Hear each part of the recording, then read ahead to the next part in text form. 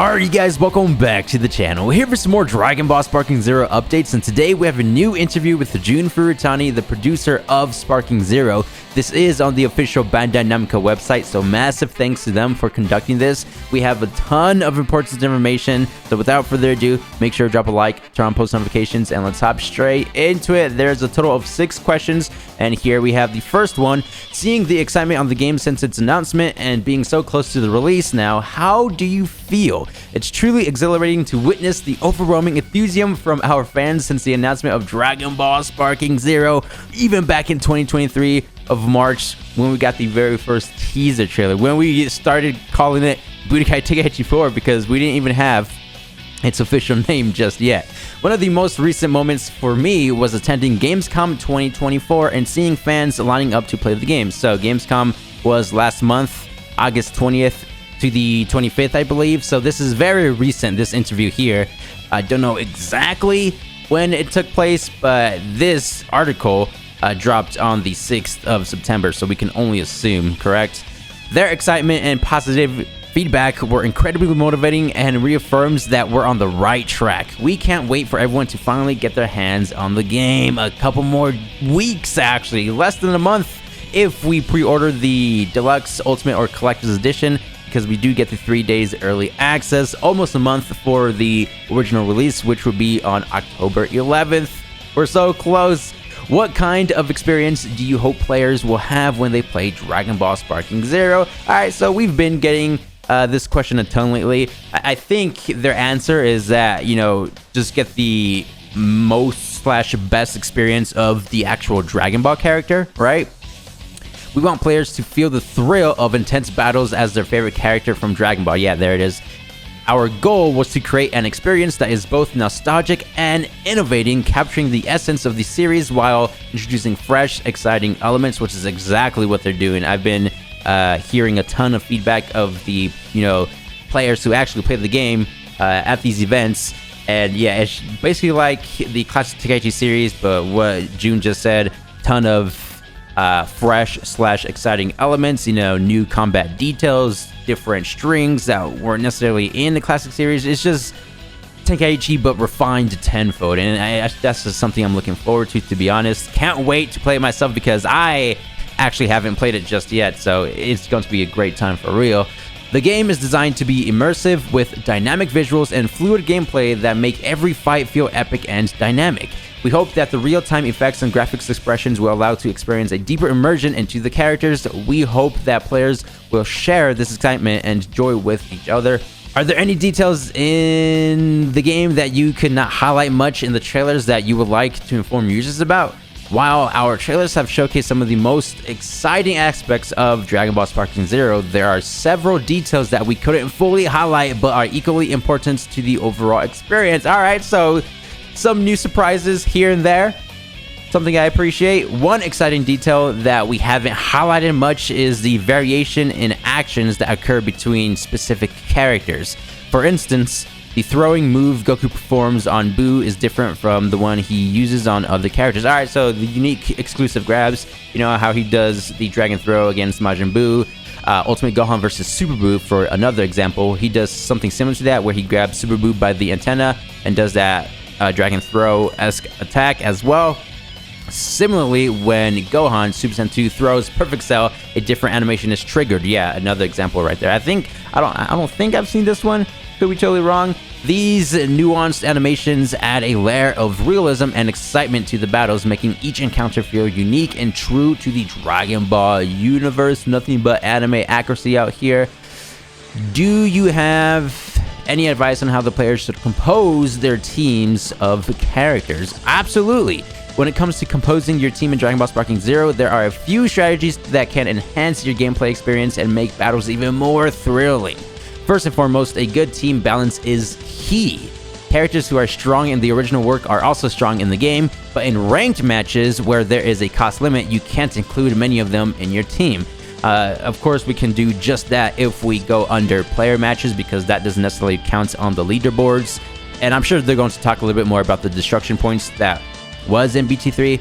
However, even characters with relatively low costs have their own unique traits, such as being good at disrupting opponents or specializing in stealth attacks. Yeah, there was this one other interview where Jun Furutani said that Dr. Gero has this very cool stealth attack where you can lock off from the opponent. I mean, everybody can do that, but he has something special about that character, just because in the anime, you know how he kind of evaded from all the Z fighters. He was kind of like roaming through the mountains. They couldn't necessarily find Dr. Gero until it was already too late. So he did mention that Dr. Gero has something unique in terms of unlocking from the opponents. Final question: when you go through the whole roster of playable characters, what would you pick as your favorite character? So, I mean, it's really hard for him to pick because, you know, he likes all the characters and there's so many to pick from. But one character he likes to play with because it's very unique is Dr. Gero,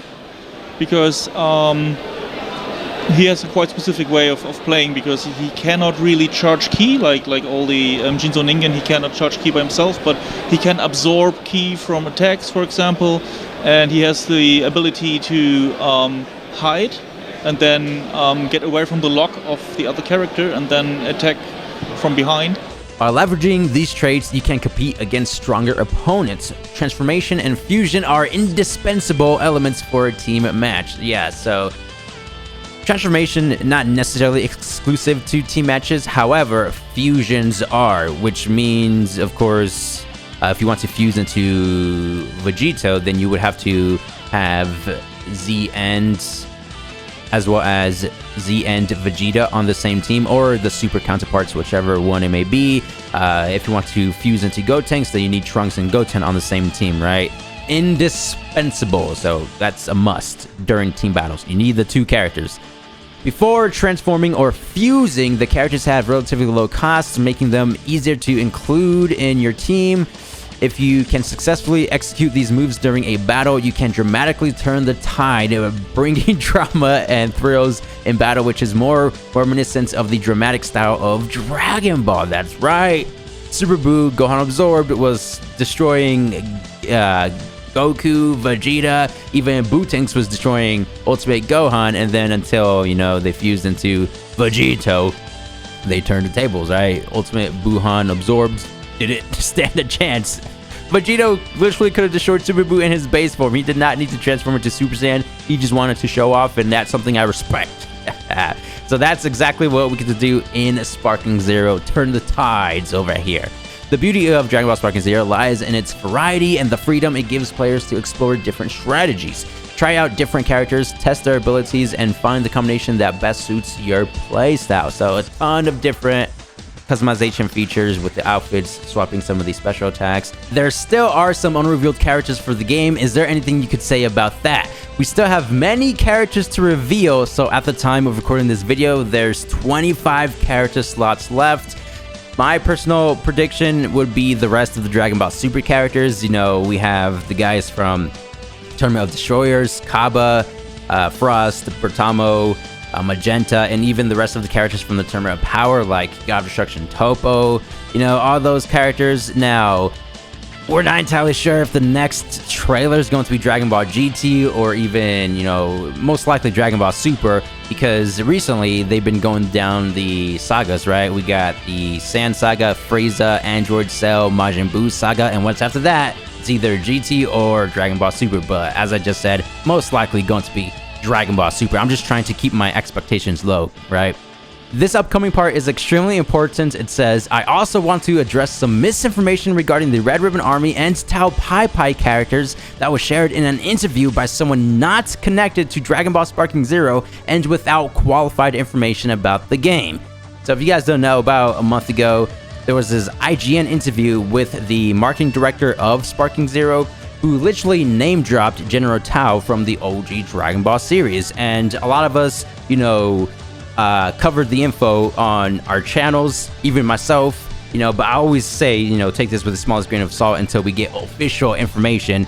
And yeah, we literally have Jun Furutani debunking this info over here. Now, to be fair, OG Dragon Ball characters could very well end up in Sparking Zero. We just don't know if it's going to be via DLC. It most likely will be, but only time will tell, right? We have about less than a month left until the game officially drops, so we can wait for the remaining 25 characters, but it's great to get some clarification from Jun Furutani himself, so I definitely appreciate this.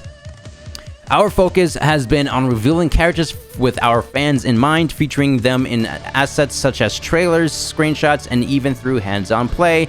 So trailers, that's like the normal go-to. This is how we usually get all the character announcements. Screenshots, I think he's referring to the VJump scans, because there was a period of the marketing phase, I guess you could say, where we would get the screenshots of VJump scans before the official trailers, right?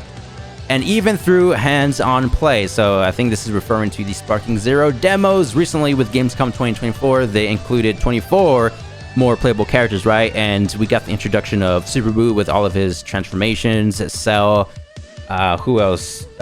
Trunks, Goten, Gotenks, the rest of the Ginyu Force. No, I believe they were already confirmed, but you know what I mean? In the first Sparking Zero demo build, we got the introduction of Super Saiyan Future Trunks from DBS, Super Saiyan 1 Gohan. He was just actually recently announced in the Majin Buu Saga trailer, right?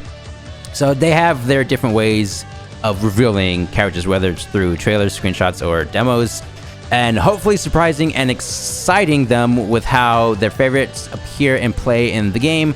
Part of the thrill of working on this title has been having an incredible roster and knowing how eager every fan is to see who they can play. We can promise one thing: fans will know every playable character at launch before the game comes out. Please stay tuned for our official announcements to come.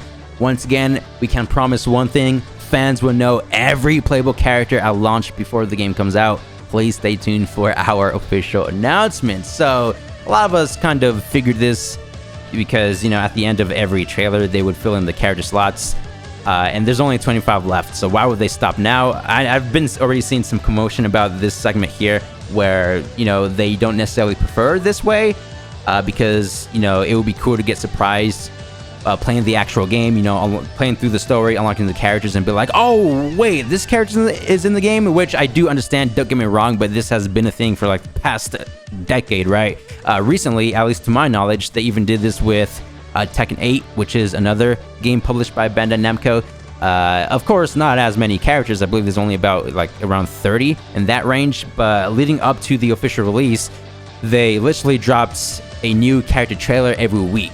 Literally same concept here for Sparking Zero, but we're getting around, you know, 10 to 20 character reveals each trailer, and it's like every month, not every week. So since we're on the topic of trailers, and there's 25 characters left, and there's a month until Sparking Zero releases, it kind of sounds like we could be getting another character trailer at the end of this month. You know, revealing maybe around 10 to 15, and then the second character trailer maybe at the start of October next month. We will get the remaining character announcements, and then, you know, just before the launch of the game, we'll probably get the launch trailer, right? So I'm expecting 2, maybe 3 more trailers from Sparking Zero / Bandai Namco. That's just speculation, not confirmed.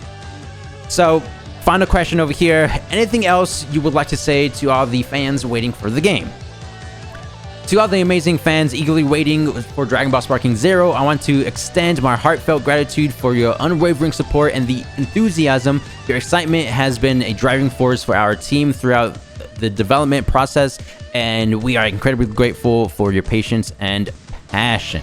Hey, thank you, Jun Furutani. Thank you, Bandai Namco. Thank you, Spike Chunsoft, for bringing back the Tenkaichi franchise, Sparking Zero. Looking forward to it. With the release approaching, you will finally get an understanding of the entire roster of characters. This is something we know many of you have been eagerly anticipating, and we can't wait to share it with you. Each character has been meticulously crafted to ensure they bring their unique flair and abilities to the game, staying true to the essence of Dragon Ball. Thank you once again for your incredible support. A lot of us looking forward to Sparking Zero. It's going to be an epic time. We're so close. Less than a month away for the 3-day early access players, right? Jun Furutani with this exclusive Bandai Namco interview. Massive thanks to everybody who conducted this. Yeah, so some, pretty epic information, debunking some misinformation, stuff along those lines. Let me know what you guys think. Stay tuned to the channel for future Sparking Zero content. We're literally dropping Sparking Zero contents almost every day leading up to the official release. I can't wait. I just can't wait. This is it for today. Thank you guys for the immense support as always, and I'll see you guys in the next one. Peace!